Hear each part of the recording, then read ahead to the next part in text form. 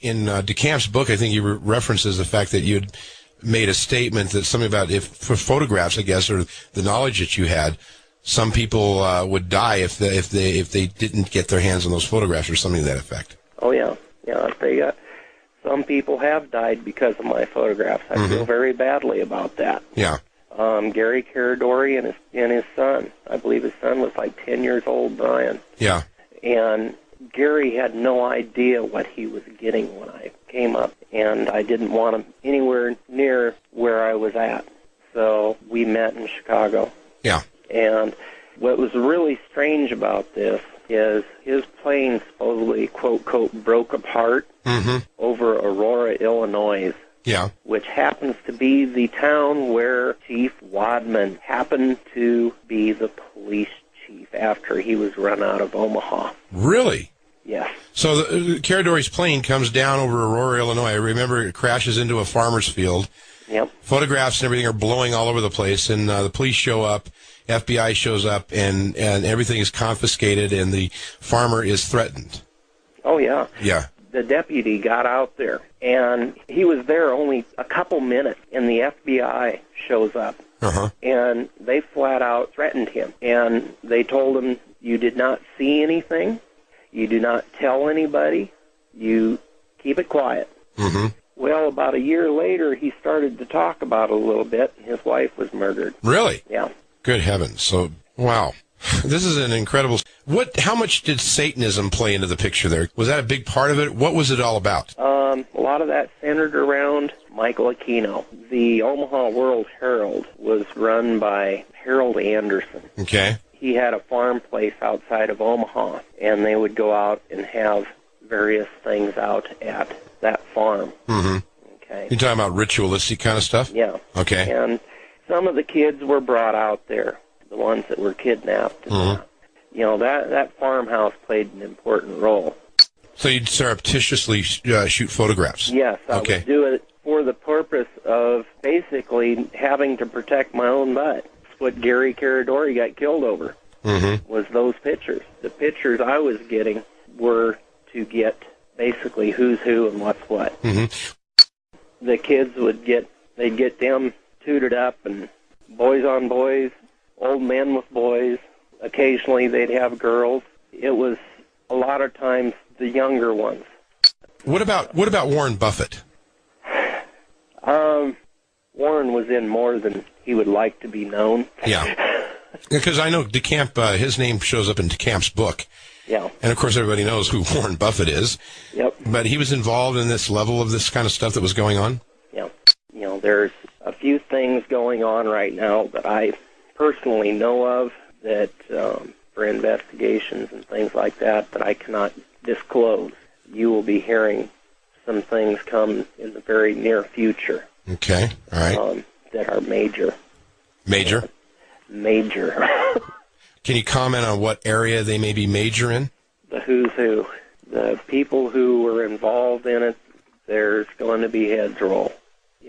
It goes way, way, way high. I probably said more than I should have at this point on that. People can look forward to a few things coming in the near future. All right. So let's spend a little bit of time now talking about when you departed. I was out in Washington, D.C., and Larry had sold me for the night. I was up in my room, and a guy walks in, and he came over to get friendly and friendlier, and I go, well, what are you doing? And he says, oh, well, Larry sold you to me for the night. And I'm going, what? And he says, yeah, you're mine. And I said, well, let me go freshen up, you know. And I went in the bathroom, and luckily I'd left my clothes in the bathroom.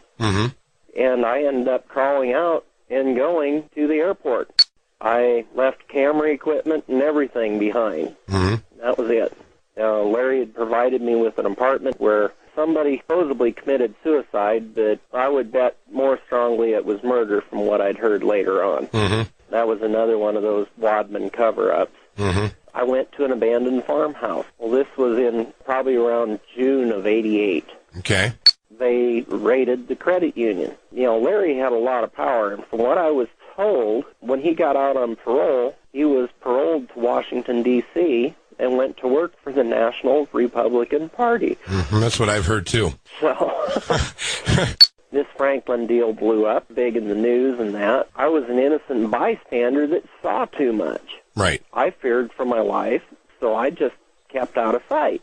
And I made the mistake of telling somebody who I thought was a friend where I was at.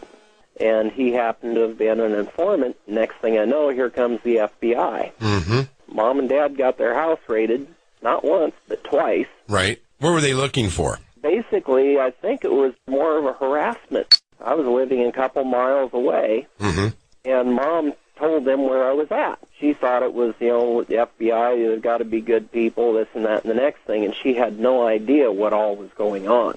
Here comes the FBI in. They raided my house. They didn't even look. They just tore the stuff up. What I'm concerned about is whether or not you had any inkling or suspicions that there were higher level law enforcement officials who were, somewhat involved in this. They're covering it up. Oh, I knew that from day one. They would be doing damage control on this, something fierce. Most of what I had, most people did not know that I had. But just the fact that I had been there left a loose end. I thought I was lucky to get out of there with my life. What happens after that? I mean, after they raid the house, what happens to you? I basically went to living in my van. I traveled all over the country. I didn't stay hardly anywhere more than about 3 weeks. Rusty, have you ever been threatened with your life about talking about this or anything like that? Numerous times. People who would basically come out of the blue and just start talking. They wouldn't introduce themselves, and then it was basically keep your mouth shut. People will die. Why do you think that there's never been an investigation on this particular aspect of the Franklin business? None of this has ever been brought to light as far as any kind of grand jury or trial. Why do you think that is? Too much juice. That's been the biggest problem, is a lot of these people are above the law. That may be changing soon. Okay, let's bring it up to this Jeff Gannon thing. As most people know, Jeff Gannon was in the White House Presidential Press Corps. He was there on day passes, mere feet from the President, George W. Bush. Softball's a question. Other media constituents around him decide, well, let's find out who this guy is. They dig into his past. They find out that he was running a gay military escort service in the D.C. area. Now we've got people that are talking about the idea that Johnny Gosch may be Jeff Gannon. Do you think he is Johnny Gosch? I'd put my money on it. You would? I met with Johnny out in Portland. This has been a couple years back. And there was something that was mentioned that was, wouldn't it be funny if somebody could get into the White House or, press corps or whatever. What would be his motive for doing this? Somewhat retaliation. So kind of a payback. Yeah. They put him through hell. That's plain and simple. They ruined this kid's life. Yeah. I know what he'd said about being found out. He didn't want to be known as, what everybody thought he was. He'd been forced into a life that was not what he'd normally have been in. They didn't want to be remembered like that. This was a way that he could get in and make it somewhat better. They swept it under the rug pretty quick. They're trying to get this quieted down. There's good reason for it.